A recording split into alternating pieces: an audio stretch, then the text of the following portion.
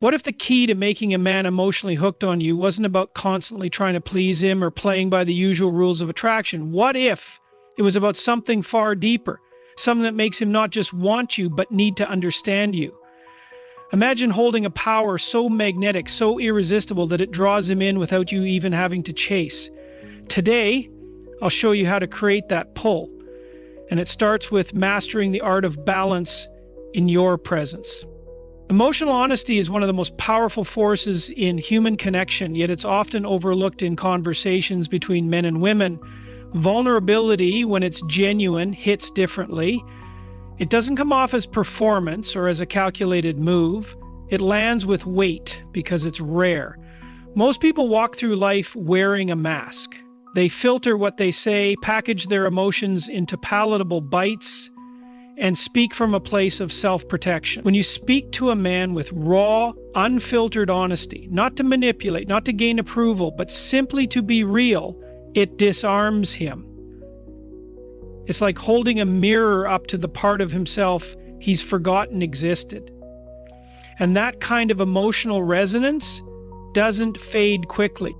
Now, vulnerability doesn't mean dumping every thought or trauma on him. That's emotional impulsivity, not intimacy. What we're talking about here is the kind of speech that's deliberate, stripped of ego, and anchored in truth. Imagine you're upset. Most people lash out or go silent or play passive-aggressive games. But if instead you said, "I felt small when that happened. I didn't expect to feel that way, and I'm trying to understand it myself," that's vulnerability. That kind of statement isn't a trap, it's an invitation. It tells him that you're not trying to win, you're trying to connect. And that completely shifts the dynamic. Men are constantly being trained by the world to be suspicious of emotion. Not just their own, but others too. When someone speaks to them with emotional clarity and humility, it bypasses that defense system. It creates space. And once that space is there, intimacy can breathe. He will start to feel something he doesn't often feel. Safe. Not safe in a weak, comforting way, but safe to bring his real self to the table. That's where addiction begins. Not to the person, but to the experience of being around that person. Because the experience is so rare, so refreshing, that it stands apart from everything else in his life. It's not about being soft or overly emotional. In fact, real vulnerability has strength to it. There's courage in admitting what you're really feeling. There's dignity in saying, "This matters to me," even when you're not sure how it will land. That kind of communication shows him that you respect yourself. It signals that you're not afraid of being misunderstood because your goal isn't control. It's clarity. And when a woman communicates with that kind of grounded transparency, it changes the tone of the relationship. It invites him to rise to her level. Most people chase chemistry. They want passion. They want excitement. They want the dopamine hit. But what sustains a connection is resonance, emotional resonance. When you speak with vulnerability, you're creating emotional echoes in the other person. He hears you, yes, but more importantly, he feels you. And when he starts feeling things that he can't explain, but knows are real, he becomes drawn to you in a way that logic can't dismantle. This kind of communication can't be faked. You have to be in tune with yourself first. You can't offer someone emotional truth if you haven't sorted through your own inner chaos. But once you do, once you learn how to speak from that place, not from fear, not from pride, but from presence, you will find that the quality of your relationships changes drastically. People don't remember every word you say, but they remember how you made them feel. And if a man feels that when you speak, you're showing him something real and rare, something that even he has a hard time expressing, you will leave a mark, not just on his mind, but on his internal world. That's where real connection begins. And that's the kind of talk he'll crave. Men are deeply wired to respond to admiration, but not the kind that's inflated or performative. Genuine admiration, earned, specific, and grounded in truth, lands with immense psychological impact. It affirms not just what a man has done, but who he is becoming. There's a powerful difference between saying, "You're amazing," and saying, "The way you handled that situation with patience and clarity. I saw how much discipline that took." One is flattery, the other is recognition. And while flattery might feel good for a moment, real recognition plants roots in the psyche. It sticks. Men are often conditioned to derive their sense of worth from their utility, from what they can provide, protect, or accomplish. That wiring, for better or worse, is embedded in culture, history, even biology. When a man is seen for his effort, not just his outcome, it speaks to a part of him that's usually overlooked. Everyone wants to be celebrated at the finish line, but few are acknowledged during the process. If you can be the person who sees him in the struggle, not just the success, you become emotionally significant. And significance, not surface-level attraction, is what creates lasting pull. This isn't about inflating his ego or becoming overly agreeable. It's about attuning yourself to the things he values in himself, but often doesn't say out loud. That could be his work ethic, his loyalty, his sense of responsibility, the way he shows up even when it's hard. These things may not always be flashy, but they matter to him. And when someone else reflects those back accurately, sincerely, it tells him that who he is at his core is visible, and visibility is magnetic. It's also worth understanding that many men live in a quiet state of doubt. Even the confident ones wrestle with internal questions. Am I enough? Am I doing it right? Does anyone notice what I'm carrying? They rarely voice these things because voicing them can feel like failure, but they feel them. And when someone speaks to their strength with insight and precision, it doesn't just feel good. It feels relieving, like someone just lifted a weight off their chest they didn't realize they were holding. What separates meaningful admiration from shallow praise is detail.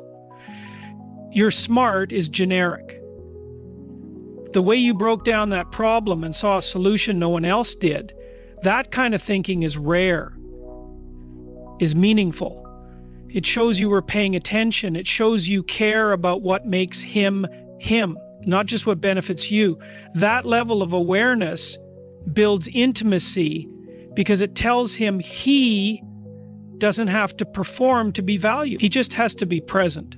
When you admire a man in this way, you're not just appealing to his need for praise. You're reinforcing his identity. You're saying, I see you, I see what you're trying to be, and I believe in it. That kind of belief is addictive, especially when it comes from someone he respects. It becomes a feedback loop. He wants to be more of what you see in him. You've reminded him of who he is when he's at his best. And in a world that often reduces people to what they can give or produce, being admired for one's essence, not just outcomes, is rare. Most men are running from their failures or chasing some form of success, hoping it will finally earn them the right kind of attention. When you give that attention, not cheaply but truthfully and thoughtfully, you stand out. Not as someone who flatters, but as someone who recognizes. And recognition is far more powerful than praise. Recognition invites trust. It invites emotional risk. And once a man feels emotionally safe in your presence, respected and seen, he'll start to return to that space again and again, not just out of habit, but because it feels like home. Men are wired for striving. It's deeply embedded in their psychology, the need to progress, to overcome, to improve. This instinct to push against resistance, to build, to become, it's foundational to their sense of purpose. But here's the crucial piece. That drive doesn't always come from within. Sometimes it's awakened by the presence of a woman who knows how to challenge with grace, not by criticizing or nagging, not by trying to dominate or control, but by holding a mirror up to his potential and inviting him to rise. When a man feels criticized, especially in a way that cuts at his identity, he will often withdraw or become defensive. He shuts down, not because he's weak, but because he feels attacked. And when someone feels like they're being torn down instead of called up, their natural instinct is to protect themselves. But when a woman speaks to a man in a way that honors his strength while also challenging his complacency, something remarkable happens. His defensive walls don't go up, they drop. Not out of submission, but because he respects the way he's being addressed. This type of challenge doesn't look like confrontation. It's not about being harsh or constantly correcting. It's about standards. Communicating without bitterness or resentment what you value, what you need, and what you expect from both him and yourself. And the way you communicate that matters more than the content itself. If your tone is grounded, your energy is calm, and your words are chosen with purpose, they can penetrate deeper than any outburst ever could. You become the voice that cuts through the noise. You challenge, not to provoke, but to provoke growth. The truth is, most men don't want to be coddled. They might be drawn to ease for a time, but what sustains their respect and desire is challenge, especially when that challenge comes from someone they admire. If he sees you as someone who knows your worth, who moves through life with clarity, who isn't afraid to speak the hard truth, you will begin to internalize your presence as a call to action. You won't have to push or plead. Your mere standard becomes the pressure that makes him want to level up.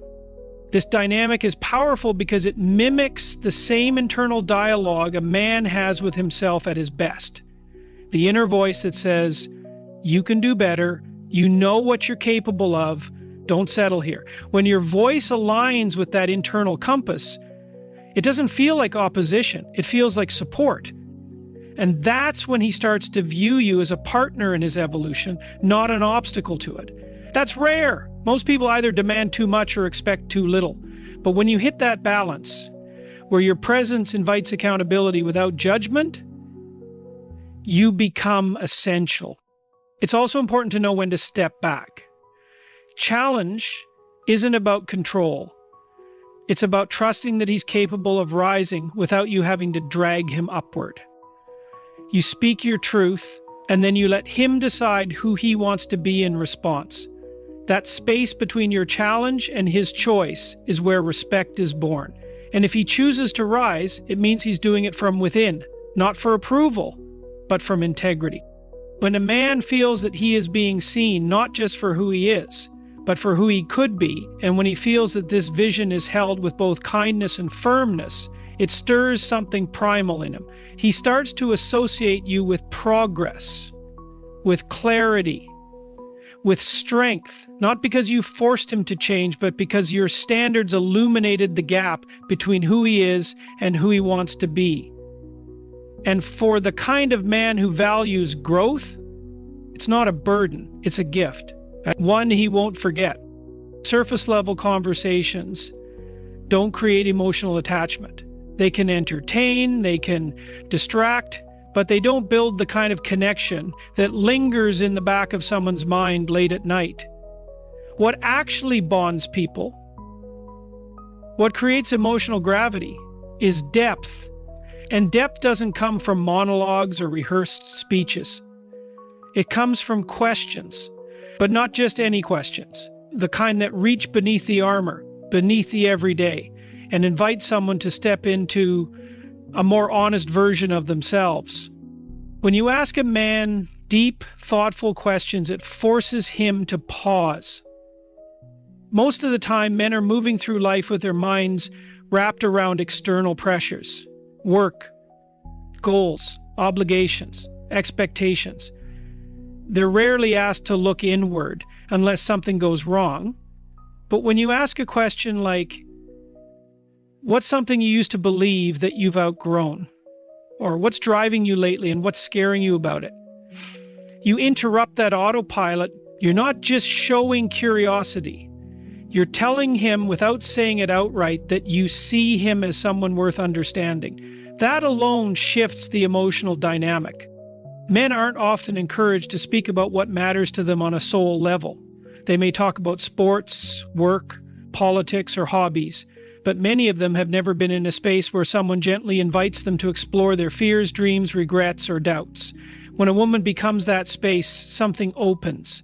Not immediately and not always comfortably, but it opens. That kind of vulnerability doesn't happen because he feels pressure.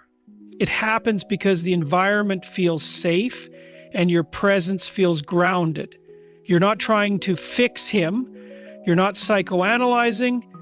You're simply listening, not with judgment, but with genuine interest. When a man starts articulating things he hasn't shared before, not just facts, but emotions, he begins associating those emotional releases with you. The human brain ties emotional catharsis to the environment it occurs in. If a man opens up around you, even once, and feels respected rather than exposed, he will unconsciously start to crave more of that experience. That craving isn't superficial. It's rooted in the rare feeling of being emotionally understood, and that for a man can be addictive, not in a dependent way, but in a deeply connective one. The key is not to interrogate, but to invite. There's a difference between trying to get answers and trying to know someone. Questions asked with warmth and curiosity soften the edges of his guard. They make him feel not just heard, but welcomed. And the more welcomed he feels, the more of himself he brings forward. That's where real intimacy grows. From the pieces of ourselves we don't offer to just anyone. It's not about being deep for the sake of being deep. It's about learning how to ask questions that matter. Questions that reflect that you care about the man, not just his role or image. Questions like, what would make you feel proud 10 years from now? Or, what's something no one ever asked you, but you wish they would? These aren't tricks. They're doorways, and every time he walks through one, he steps closer to you emotionally, because with each answer, he's sharing more of the self he usually hides. This emotional unfolding creates a bond that's hard to replicate. It's not based on attraction alone or shared interests. It's based on the unspoken sense that you get him, even the parts he's still learning to understand himself. When someone feels that level of connection, they begin to return to it naturally, not because they have to, but because it feels like the only place they can be fully real. And in a world full of surface, that kind of depth becomes unforgettable. Warmth without mystery is comforting, but it's not captivating. Mystery without warmth is intriguing, but it feels distant. The true pull, the gravitational force that draws a man in and keeps him emotionally hooked, comes from the tension between those two things. When a woman carries both warmth and mystery, she becomes a paradox he wants to understand. Not because he's trying to solve her like a puzzle, but because every interaction leaves a residue of curiosity and calm. She doesn't need to say everything. She doesn't need to explain herself constantly, because the energy she carries speaks louder than her words. Warmth is the emotional safety you bring into a conversation. It's the openness in your eyes, the softness in your tone, the genuine interest you show when he speaks. It makes him feel accepted, not judged. It allows him to relax in your presence, to stop performing. But if that warmth is all-consuming, if you give every detail, always explain your thoughts, and offer constant emotional availability, it can start to feel predictable. And predictability, while stable, doesn't stir the kind of passion that creates obsession. That's where mystery enters. Mystery isn't about being cold or unavailable. It's not about playing games or pretending to be someone you're not. It's about holding back just enough that he feels the need to lean in. It's in your silences, your glances, your ability to let a moment breathe without rushing to fill it with words. It's in the confidence of knowing that you don't need to overshare to be understood. When a woman gives just enough of herself to create intimacy, but keeps parts of her soul undisclosed, it sparks something primal in a man, the urge to pursue, to understand, to explore. This dynamic works because men are wired to value what they earn. When everything is laid out too quickly, there's nothing left to discover. It's not that he stops caring, it's that the emotional terrain becomes flat. But when a woman shows him that there's more to her than what's on the surface, when he senses that her world has layers and depth and stories she hasn't told yet. He begins to invest. Not just his attention, but his effort. And effort deepens emotional connection. Mystery also gives him space to reflect. In a world full of constant noise, someone who knows how to pause, how to leave a little room in the conversation becomes magnetic. That space allows him to process, to imagine, to wonder. It creates emotional momentum. And the more he wonders about you, the more he thinks about what you're not saying, what you're still holding, the more mentally involved he becomes. Emotional involvement leads to attachment because it means part of his inner world is now occupied by thoughts of you. When warmth and mystery dance together, it creates polarity. You're approachable but not completely accessible. You're emotionally available but not emotionally exposed. This contrast keeps him alert. He never knows what layer of you he's going to encounter next, but each one feels real, sincere, and worth knowing. That's what keeps his interest alive long after the initial attraction fades.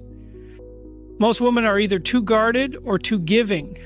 The magic happens in the balance. It's in being fully present in the moment, but not always revealing what you're thinking. It's in caring deeply, but not needing to prove it constantly. It's in letting your actions speak when words fall short. A woman who can carry this energy, a subtle blend of softness and depth, doesn't chase attention, she draws it. And once a man feels that unique combination, he doesn't just want to be near her. He wants to know everything she hasn't said yet.